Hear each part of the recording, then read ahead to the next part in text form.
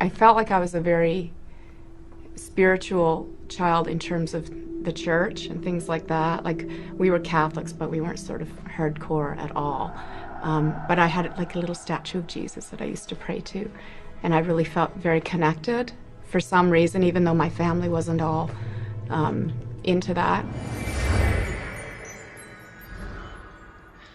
What happens to religious faith when you think you've seen something supernatural? Today in Ghostly Encounters, we'll meet a man and a woman who have lived that question. Hello, I'm Lawrence Chow. You know, when a lot of us were growing up, you just didn't miss church on Sunday. But today's world is spinning a whole lot faster, and faith, for people of many religions, is often put on the back burner. But sometimes a brush with the supernatural can revive a faith lying dormant. As a young mother, Carolyn had nightmares about losing her children. But when the nightmares turned real, she had a spiritual experience that she'll never forget.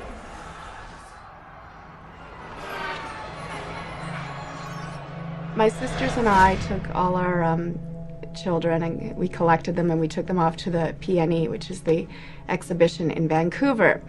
And the day we went happened to be Children's Day. I had Connor, who was 3, and Brendan, we were pushing in the stroller. Connor was very, very interested in the motorcycle ride.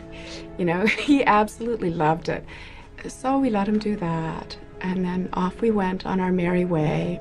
The baby was in the stroller and Connor was right beside me. And then he wasn't. And I said, Ginny, where's Connor? And she said, Kathy, where's Connor? And none of us knew where he was. And we each thought the other was watching him. I will always, always, till the day I die, remember the panic that just flooded through my body. I just started running. And as I'm running towards him, I'm getting more and more scared because I'm thinking, but what if he isn't there? Then what? I don't know what my next move is. I don't know. And I got to the motorcycles and he wasn't there and they hadn't seen him and they didn't know who I was talking about. And so I started to run as fast as I could run. And I ran out of the little kid playland area and then I started calling that God.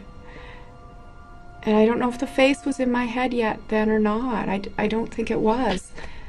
But I just started calling, help, help, help, help my little boy, help me find my little boy, help me find my little boy, help me find my little boy. And I swear to God, the weirdest thing happened. It was like I hit a wall, like an invisible force field. Boom! Like a big hand came out and just went and pushed me here and just went, stop. And I dropped to my knees and I started to pray.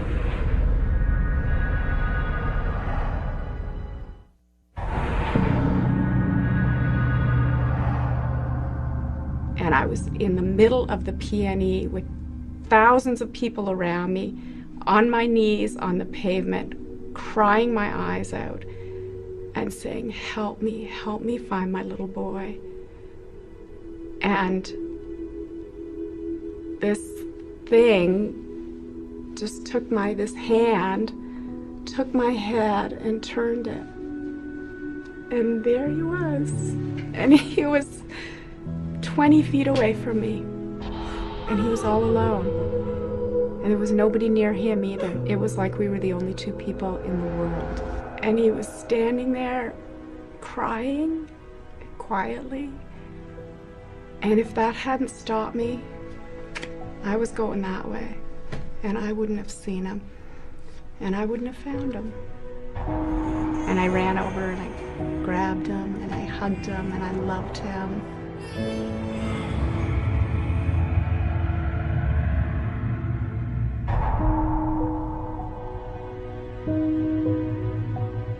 I think there are many names for God, and people might call it their name, and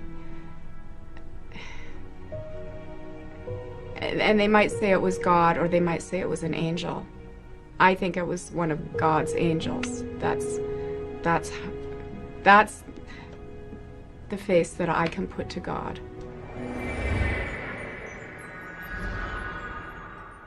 Angels are believed to have no freedom of choice. They are merely agents of God's will. The exception is Lucifer, the fallen angel. In Milton's Paradise Lost, Lucifer chose to reign in hell rather than serve God in heaven. So if angels do God's bidding, it's not surprising to hear that Carolyn feels God directed an angel's hand to help her. But before that day, there were years when Carolyn wouldn't even say God's name. I can't believe I'm going to tell you this. I had a really horrific thing happen to me when I was a teenager. It was a sexual assault is what happened. And I didn't tell my mom and dad, and I didn't tell anybody until years later, you know. But at the time, I didn't tell anyone. Yeah, and so because I didn't tell anyone, I was alone with it. And you start to develop a sense of your own self-sufficiency, and you trick yourself into thinking that you are capable of dealing with it. Because I was a very capable person. I was quite bright, and I could do things, and I thought, well, and this I can also do, and so I isolated myself from everything, from everybody, and from God, from that face. And I stopped talking to him about things. Carolyn turned away from God after going through that terrifying ordeal. She found her way back to him on the midway because she felt he answered her cry for help. That renewal of faith convinced Carolyn she wasn't alone, and that she could now confront her attacker and send him to jail 16 years after the assault. But as she re-embraced her faith and prepared to go to court, the attack took on new resonance and challenged her faith yet again. My head was into, okay, in a month I have to go to trial, and it's going to be horrendous, and they're going to tear me apart and blah, blah, and I have to relive this whole horrible ordeal. And as I'm thinking about that, all those old feelings are coming back of I'm worthless and not worth loving, So yeah, vulnerable. I guess that would make me vulnerable to all kinds of things. It was very late at night. And then I heard and felt footsteps in the room coming in through the door and walking past the bed, and I couldn't see anything. I felt this sense of creeping evil that became overwhelming evil. I could feel it in my pores. I could feel it all around me. It was just, there is something unspeakably evil in this room right now with me. And then the chair moved as if whatever it was had climbed into the chair and rocked it forward and then rocked it back. And there it sat. I felt it watching me. I felt it sitting there, and I didn't ever see it, but I felt it sitting there in the chair that it had climbed into, and it was watching me, and I felt its eyes sort of boring through my head, and through the covers, watching. I've never, ever been so scared in all of my life, except for when I lost my son. And so I huddled under my covers, and then I came up for peeks, and then I started to pray, and it was that old prayer, the help me prayer. Help me, help me, help me, help me. And then on my next peek, the curtains did a little move, and I felt it leave. It sounds weird, which is why I hesitate saying it, but I feel like it was something that felt that I was at a vulnerable point and that maybe I could be attacked. Again, I asked for help, and I got help, and that's why I left. I mean, because I didn't do anything except say, God, help me, help me, help me. You know, I didn't string out garlic or do any of the things people do, right? But something compelled it to leave.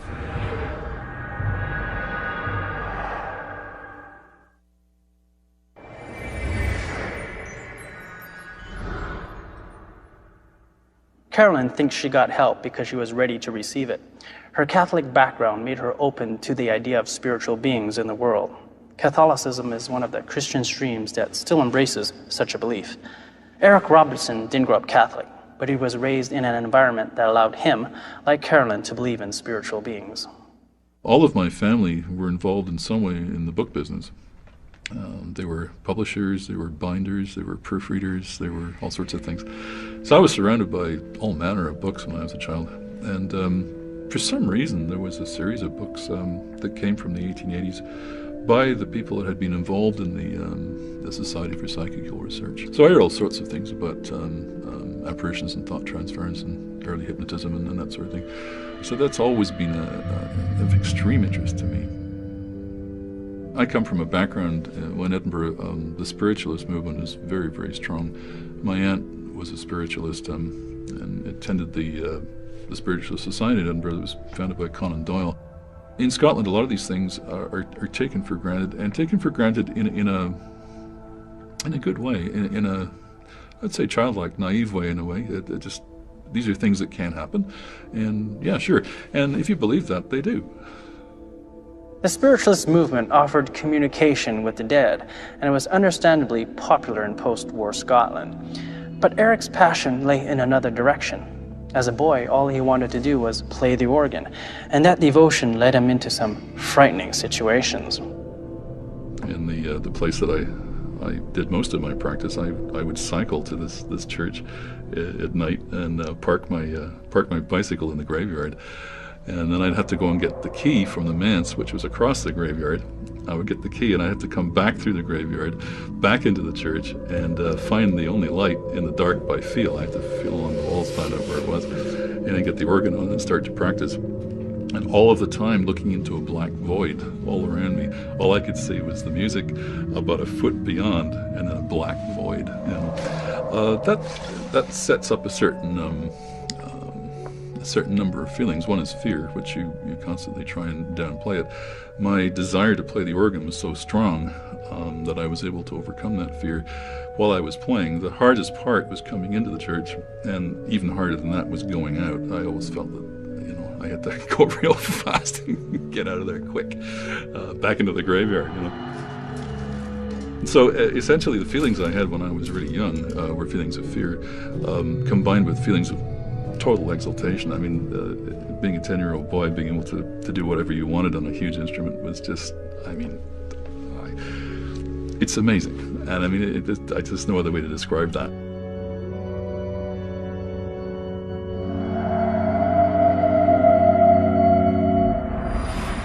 Despite his fear, Eric kept playing the organ. Eventually, his dedication brought him to Toronto, where he became known as one of the best organists in the country. It was there that the unseen specters he'd feared as a boy finally took shape. I remember one day just being in the church, just playing, and I sort of had this feeling that somebody was with me. It's not an uncommon feeling, because if you're in a big building, you like to know if somebody's with you. Anyway, this one day, it was actually during the day, I was just sitting there, and I was positive somebody was there, but I was supposed to be alone. And out of the corner of my eye, I could see somebody sitting in the gallery of the church.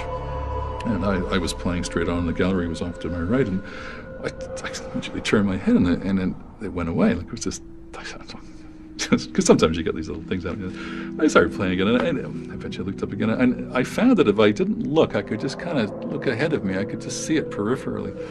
And it would look like an old person. But I discovered if I looked at it, it would go away. And I thought, well, that's really weird. And I was starting to feel a little strange, actually, because I'm getting this sort of prickly feeling on my neck and just feeling uncomfortable a bit. And I discovered that if I didn't look at it, it came back. And this person, I had the feeling it was an old lady, looked like an old lady to me, who appeared to be wearing just sort of not normal clothing, just sort of something. I think sometimes when we think we're frightened, I'm not sure that we actually are. I think we're just experiencing something important or something that's got a real rush to it, you know. And I think that's an important distinction. So I think when I felt what I thought was frightened, I think it's more complicated than that. I don't think it's just, you know, somebody's chasing you with a cleaver or something. That's terror. This is not fear, it's not terror. It's an awareness that something significant is happening. Often those who think they've seen a ghost deny it. They're afraid of being called crazy.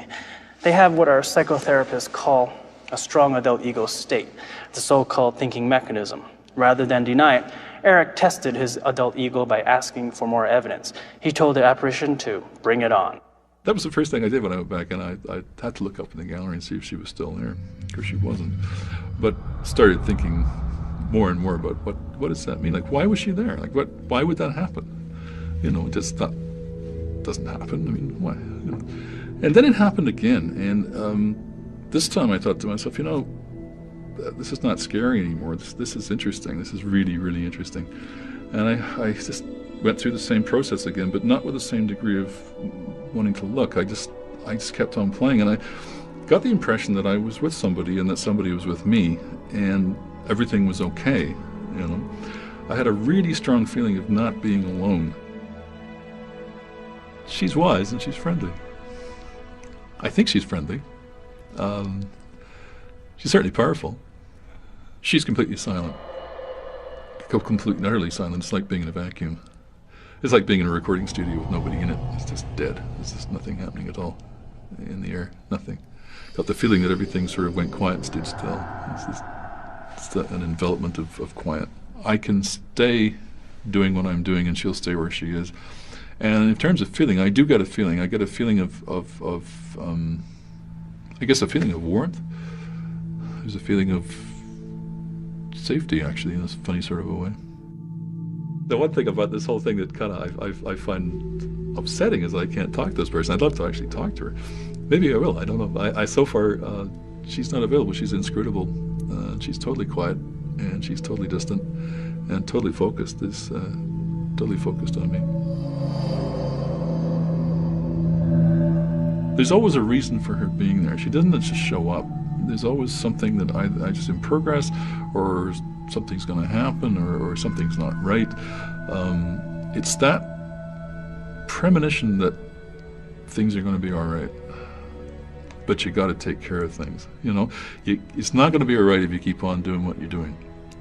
Things have to change, and it's a message. She's sort of a message.